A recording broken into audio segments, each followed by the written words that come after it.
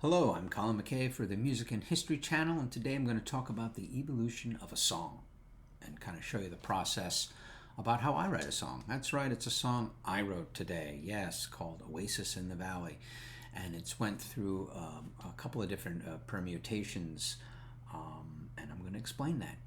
Hopefully make it entertaining and interesting as well. So I like to write from song titles. And this one was Oasis in the Valley. That was a nickname of a house that I used to live in Van Nuys, California. Or excuse me, Valley Glen, California. It was like an oasis in the valley, literally. Anyway, I had that song title kicking around for quite some time. And I had an idea to write a lyric for it. And I usually start with the lyrics and write the music to that. So I had some lyrics about an oasis and a valley. Wasn't quite sure what I was going to make it about, but a lot of times I get my lyrical ideas. Look, I have the original paper from June the 24th, 2011. You take oasis and valley. Oasis, you brainstorm a bunch of ideas, and then you rhyme all those words. So you get some real non-linear disassociation lyrically speaking. I'm sure I wrote down things apparently here like peaceful, fertile, pleasant, refuge, well, biblical, troubled, hectic, peaceful. All kinds of ideas. Riding, gold, water. Yes. So what did I end up coming with? I had Oasis in the Valley, I see it far down below. And that was the chorus. Now, what I ended up doing is sometimes looking for musical inspiration. I try to think, well, this sounds very dramatic, right? So I thought a minor key. And then for giggles, you see, I have all of my music lesson information from when I was a teenager, which you can see that was a little while ago. Yeah, that's right, Joe Ferraro, Cranford Guitar and Music Center. That's right, Joe. I still have all my papers. Do you recognize your handwriting if you're watching?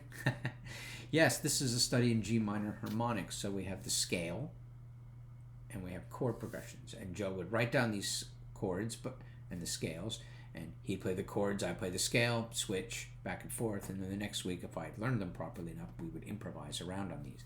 As you can see, he doesn't tell you how to play the chords, just here's some chords.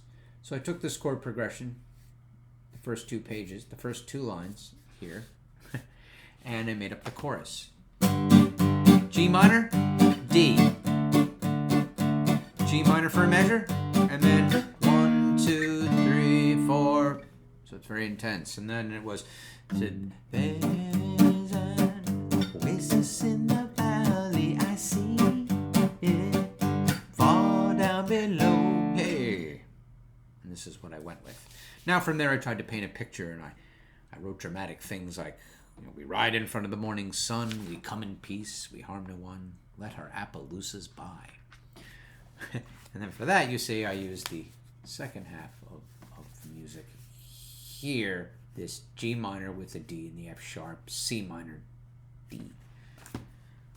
We ride in front of the morning sun, we come in peace, we harm no one. Why did I went to D after that?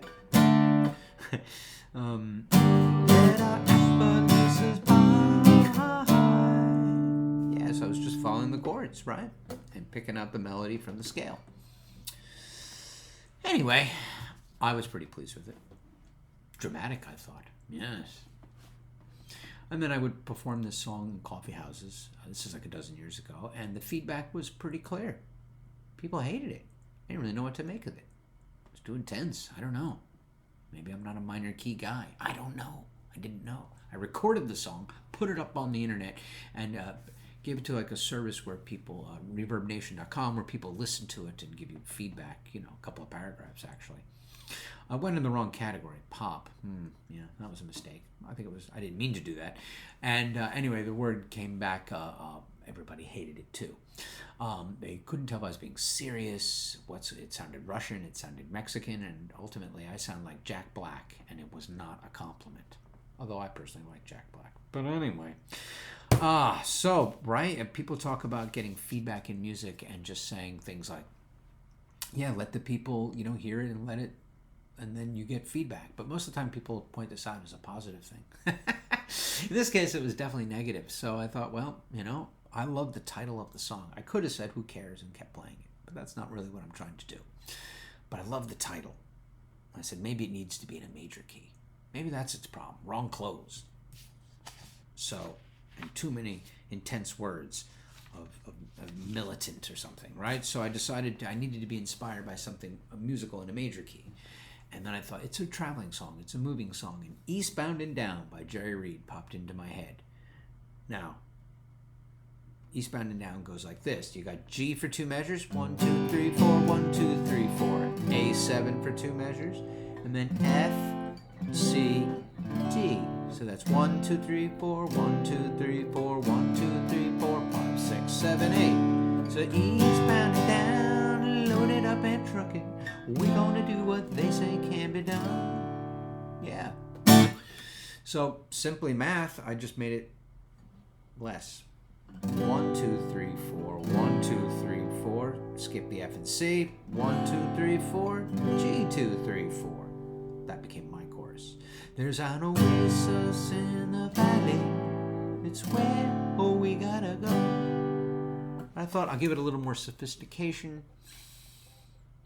What would Paul McCartney do? Right? G, A7, A7 suspended second, D7, D6, G. There's an oasis in the valley. It's where we gotta go. Brought up the melody, made it a little sweeter.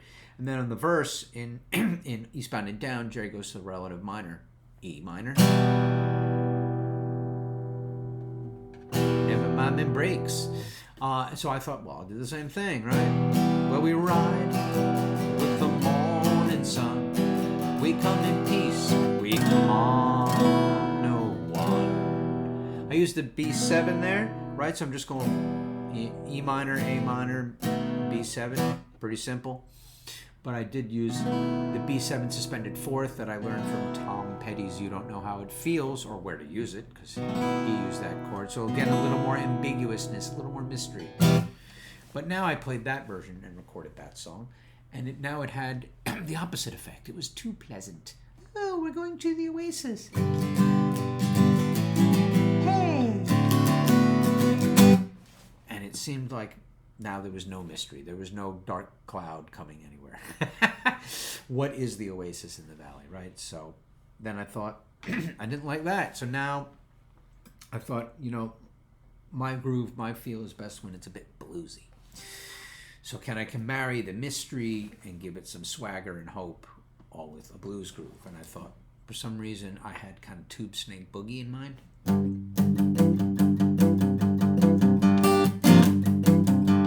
But I slowed it down.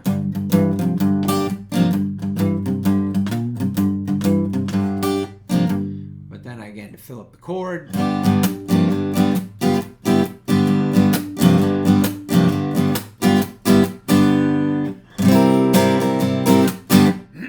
So now I'm in still the key of G, but I put the cape on to give it an E. Gives it a little more sass, not so pleasant as G. But the chord progression now became a lot simpler, just be using. But in the verse, I stayed with the G, but I used more open strings to give it a more ambiguous sound. Right? Little tension in the air, so I use the guitar cinematically and try to inhabit the song that way. Now on the surface, the song seems to have a lot of fun, a lot of swagger, but there's still danger in some mystery in some of the lyrics. And people reportedly like this version. There's an oasis in the valley. It's a place we gotta go. Instead, I changed it to there's an oasis in the valley, or so I've been told. And now the song is moved to its proper groove, you might say. So that's the evolution of a song. Taking some outside information, letting the song grow into what it needs, and not being afraid to change it around and have some fun with it. So that was a different Music and History channel today, and I hope you enjoyed it. And if you want to explore that musically, I do give music lessons. Yeah, ColinMcKay.net. mystictwang.com/lessons. And my music is mystictwang.com. Yeah. Thank you very much. Colin McKay for the Music and History Channel. Have a good one.